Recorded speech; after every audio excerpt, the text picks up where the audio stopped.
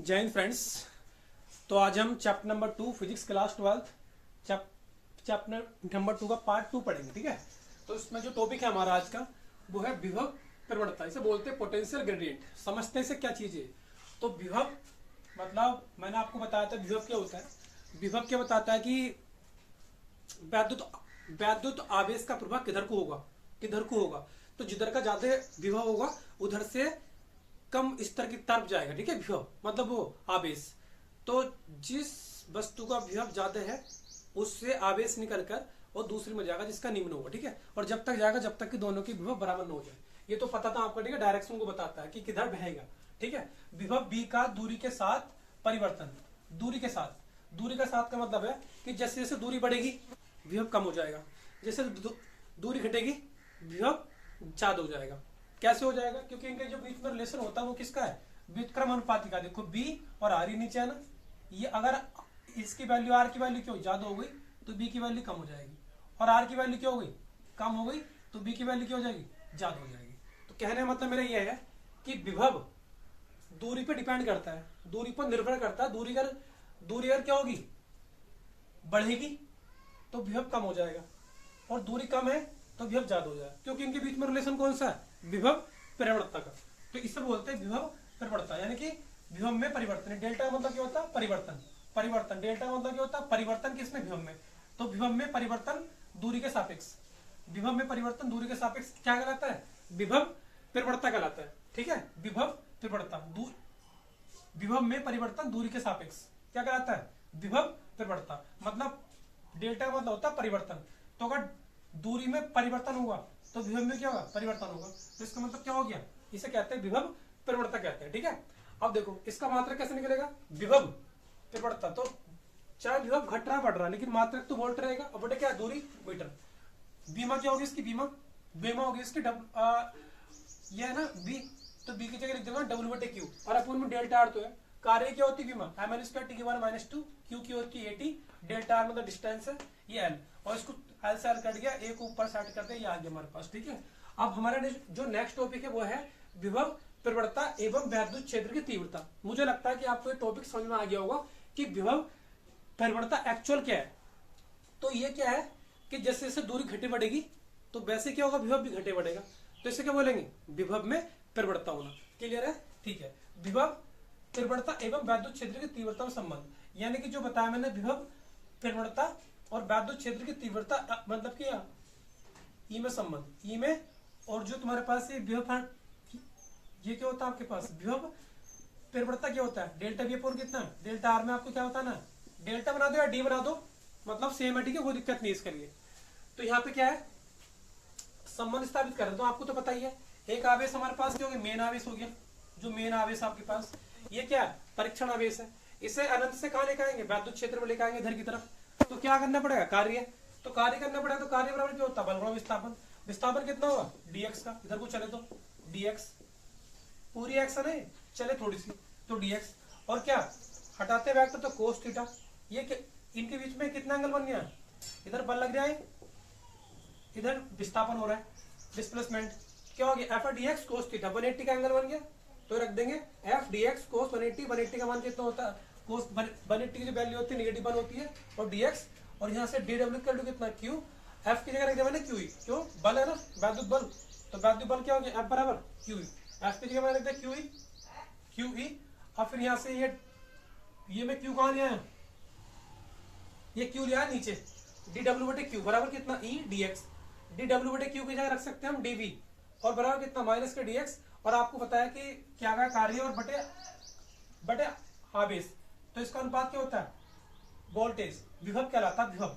तो इसकी जगह बी रख दिया मैंने, डीवी रख दिया, बराबर कितना? ई डीएक्स, और ई का मान निकाल लिया तो डीएक्स इसके नीचे आ गया। यही क्या आपके पास विभव प्रवणता है। तो जो अगर तुम्हारे इसका मतलब क्या? दूरी में परिवर्तन, यानी कि एक्स क्या दूरी या फिर आर मान लो, तो दूरी में परिवर्तन तो क्या? विभव में परिवर्तन। और ये माइनस बता रहा है घट रहा है। देखो ऋणात्मक चिन्ह बताता है घट रहा है। ठीक है, क्या घट रहा है? विभव घट रहा है, या वैद्युत क्षेत्र की तीव्रता घट जाएगी। ठीक है, क्योंकि वो भी इस पर दूरी पर डिपेंड करती है। तो देखो ये पता लग गया होगा आपको। ठीक है, अब इसके बाद में आते हैं सम विभव पृष्ठ, इक्विपोटेंशियल सरफेस। मैं फिर से बोल रहा हूँ, इंग्लिश वाले के लिए कोई दिक्कत नहीं आएगी, समझा दूंगा मैं। तो वह पृष्ठ का होता है सरफेस। वह पृष्ठ जहाँ विभव सभी बिंदुओं पर समान रहता है, वह पृष्ठ जहाँ सभी बिंदुओं पर समान रहता है उसे क्या बोलते हैं, समविभव पृष्ठ। सम माने क्या होता है, समान, विभव माने क्या होता है, विभव। वह पृष्ठ जिसके सभी बिंदु पे क्या होता है, विभव समान रहता है, उसे क्या बोलते हैं, समविभव पृष्ठ बोलते हैं। ठीक है, वह पृष्ठ, ये पृष्ठ हो गया, तो इसके बिंदु मान लीजिए 1 2 3 4 5 6 7 8, तो इनके सभी बिंदु पे क्या है, विभव समान है, तो इसे क्या बोलेंगे, समविभव पृष्ठ बोलेंगे हम लोग। ठीक है, समविभव पृष्ठ। और फॉर्मूला देखो क्यों बोलेंगे, क्योंकि क्या आवेश समान है, इसके चारों ओर क्या बनेगा, वैद्युत क्षेत्र समान बनेगा। तो बिंदु मान लिया आपने, तो डिस्टेंस कितनी, सबके आवेश से बराबर है। तो जब डिस्टेंस बराबर है, आवेश बराबर है, तो विभव भी क्या होगा, बराबर नहीं होगा। तो ये सारे बिंदु क्या है, इन पे सब पे विभव क्या बराबर है, तो इसका मतलब क्या हो गया, विभव बराबर है। अब कोई इसका विभव भी 20 है, मान लो 20 है, इसका भी 20 वोल्ट है, इसका भी 20 वोल्ट है पोटेंशियल। तो अगर तुम डिफरेंस निकालोगे, पोटेंशियल डिफरेंस, तो क्या आएगा, डेल्टा बी इक्वल टू कितना आएगा, 20 माइनस 20 कट गया, तो डेल्टा बी इक्वल टू कितना आ गया, 0। तो potential difference of equipotential surface क्या होता है, 0 होता है। मतलब समविभव पृष्ठ का विभवांतर 0 होता है, क्योंकि समान रहता है, घटाओगे तो 0 तो आएगा, और क्या आएगा। अब ये दो प्रकार के होते हैं, तो गोलाकार हो गया, एक समतलाकार है। समतलाकार में क्या होता है कि अगर तुम्हारे प्लस आवेश ऐसे रखे एक लाइन में, तो कुछ इधर बनेगा, कुछ उधर बनेगा। तो इस प्रकार से अगर दूरी समान है और आवेश भी समान है, तो विभव तो समान रहेगा। ठीक है, पता लग गया होगा आपको। वैद्युत स्थितिज ऊर्जा एक नया टॉपिक हमारा। तो वैद्युत स्थितिज ऊर्जा क्या होता है, तो मान लो तुम्हारे दो, ये हमारे पास आवेश, एक Q1 है और एक Q2 है, तो इनको पास लाने में और इनको स्थिर रखने में, पास लाकर स्थिर रखने में, जैसे एक आवेश तो ये रहा, एक आवेश ये रहा और एक आवेश ये रहा, तो इनको पास लाकर और स्थिर बनाए रखने में जो ऊर्जा लगती है, जो कार्य किया जाता है, और जो कार्य किया जाए, पहले निकालेंगे हम कार्य को हम कहते हैं ऊर्जा। तो बस निकल जाएगा आराम से। तो पहला आवेश क्या है, Q1 है, दूसरा आवेश क्या है, Q2 है, Q0। हाँ चलो Q2 मान लो, कोई दिक्कत नहीं है। तो वो कहाँ रखा, Q2 परीक्षण आवेश से वो रखा अनंत पे, तो उसे कहाँ से लेकर, यहाँ से उठा के लेकर। तो बी पहले अगर हम इसका विभव निकालेंगे Q1 पे, तो क्या हो गया, ये हो गया तुम्हारे पास B इक्वल टू 1/4 गुणा Q1 बटे R, ये सबको पता है। अब Q2 को तुम अनंत से लेकर यहाँ लेके आ रहे हो, तो वो तो क्या होगा, सूत्र ये W बराबर B Q2 होगा, और B का मान यहाँ से समीकरण 1 से, तो Q1 Q2 बटे R। W एक तरह कार्य ही ऊर्जा की माप है, मतलब ऊर्जा और कार्य दोनों सेम होते हैं, क्योंकि मात्रक सेम होते हैं। तो कार्य ऊर्जा की माप है, W की जगह क्या रख दिया, वर्क इज एनर्जी। तो work is measurement of energy, तो W की जगह U रख दिया, U क्या आ गया, 1/4 Q1 Q2 बटे R। मुझे लगता है आपको समझ में आ गया। एक बार बता देता हूँ, विभव प्रवणता क्या होता है, दूरीय परिवर्तन तो विभव में परिवर्तन, इसे कहते हैं विभव प्रवणता। और अगर हमें संबंध निकालना, क्या संबंध होगा, तो कार्य बराबर क्या होता है, बल गुणा विस्थापन F dx, और ये करके हमने और यहाँ पे बना दिया E बराबर माइनस का d/dx, और ये बता रहा घट रहा है। ठीक है, अब इसके बाद में समविभव पृष्ठ क्या होता है, वह पृष्ठ जहाँ पे सब जगह क्या होता है, विभव समान रहता है, समतलाकार भी हो सकता है। और वैद्युत स्थिति ऊर्जा क्या होती है कि दो बिंदु है, एक Q1 है, एक Q2 है। Q2 को कहाँ लेकर अनंत से यहाँ लेकर उठा के, तो एक का तो निकाल लिया सिंपल, और ये निकाल लिया, और यहाँ इसकी वैल्यू B की वैल्यू यहाँ रख दिया, ये निकल के आ गया। तो हमारा फॉर्मूला। ठीक है, अब देखो समझते हैं इसे और भी।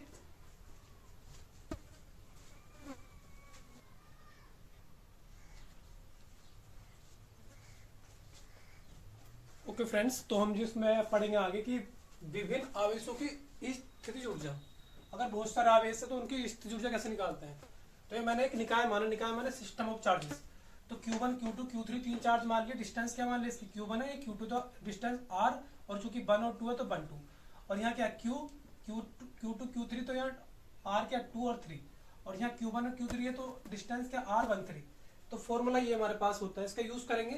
तो U इस वाले साइड में AB में निकालेंगे, तो U12 और 1/4 गुणा कितना Q1 Q2 बटे कितना R12, और यहाँ 2 3 में निकालेंगे तो क्या करेंगे 1/4 गुणा Q2 Q3 अपॉन R23, और U31 निकालेंगे तो कितना ये आ गया। और उसके बाद सबको जोड़ देंगे, जोड़ने के बाद मैंने ऊपर लिख दिया। ठीक है, सबको जोड़ देंगे, कॉमन क्या आ गया इसमें 1/4 कॉमन आ गया। अब चार आवेशों को निकाल लेते हैं, Q1 Q2 Q3 Q4।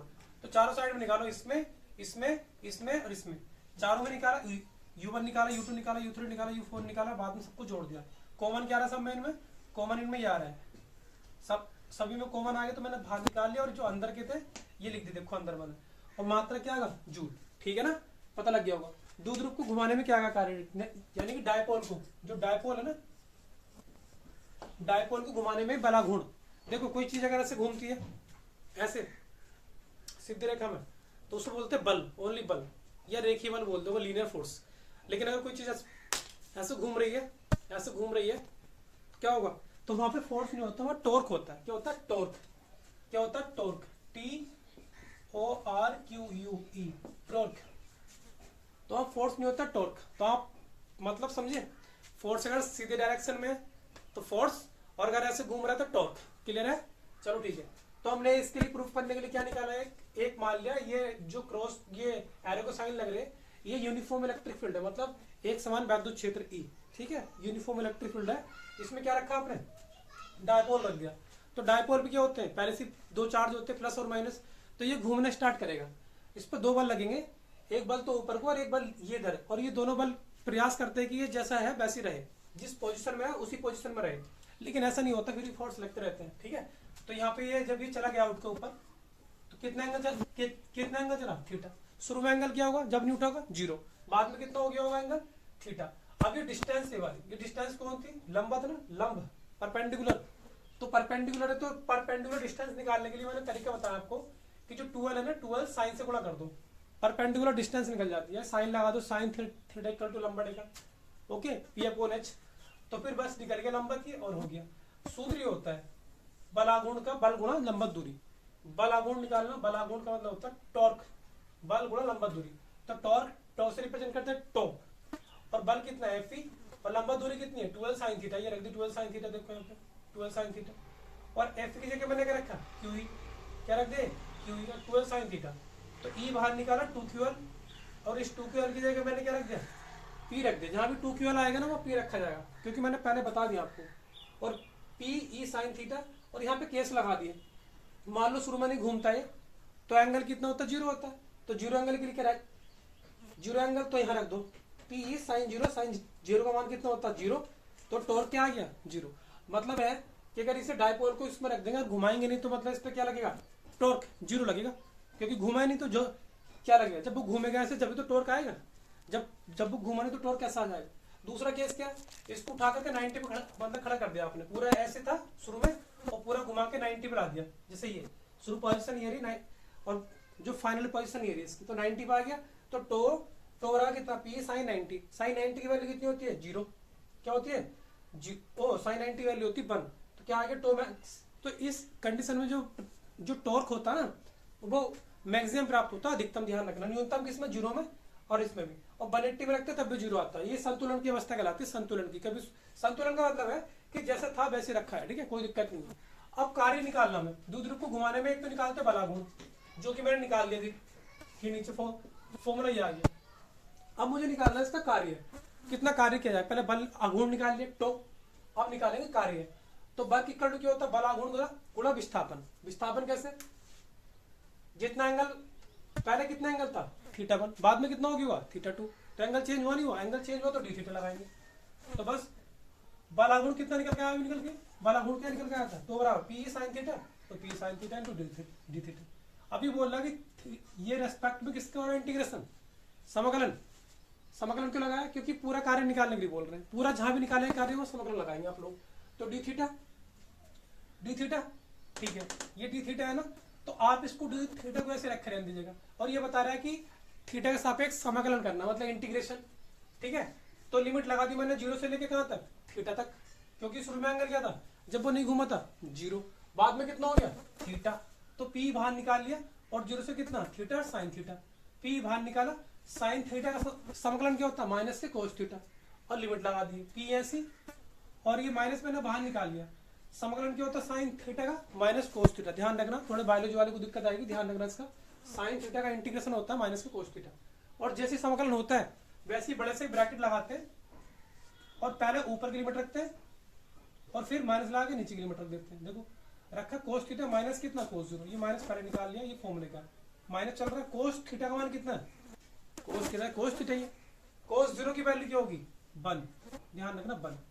और फिर मैंने माइनस साइन कॉमन ले लिया, तो एक माइनस पहले से था, ये इधर करने के लिए माइनस साइन कॉमन ले लिया, प्लस हो गया।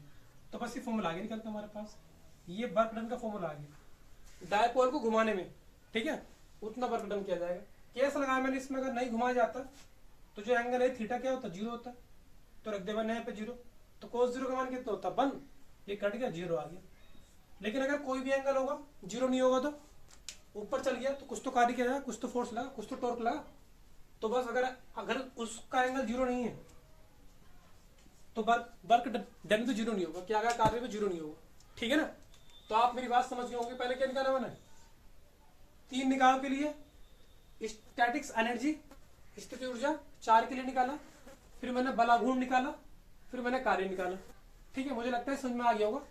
अगर ये समझ में आ रही है वीडियो आपको तो आप मुझे बताते रहिए कि ये इसे कंटिन्यू रखना नहीं रखना, ठीक है, क्योंकि ये बहुत इंपॉर्टेंट है वैसे।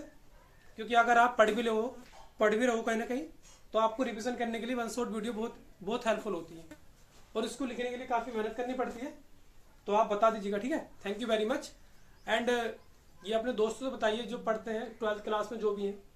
और वैसे मैं 9 से लेकर 12 तक पढ़ा रहा हूँ, तो मैथ्स पढ़ाता हूँ, मैथ्स और फिजिक्स पढ़ाता हूँ। तो मैथ्स और physics class 9 to 12, 9th 10th 11th 12th। तो आप जो भी पढ़ रहे हैं उनको बताइएगा और इसे सब्सक्राइब कराइए ना। Thank you very much. जय हिंद।